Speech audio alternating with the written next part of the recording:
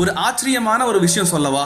நம்மளுடைய இந்தியாவோட ஒரு பரப்பளவு, அதாவது area 3.28 million square kilometre.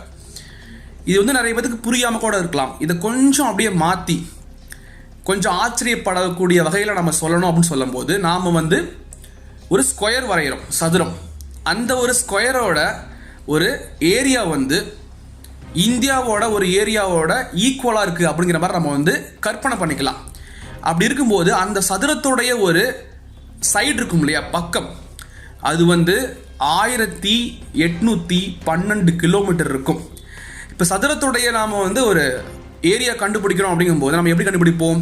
Formula வந்து சைடுன்ட்டு சைடுன்னு சொல்லுவாங்க. அப்படிங்கும்போது 1812 இன்ட்டு 1812 போட்டோம்னா நமக்கு வந்து ஒரு 32 லட்சம், அதாவது 3.2 மில்லியன் வரும். அந்த ஒரு ஆன்சர் வரும்.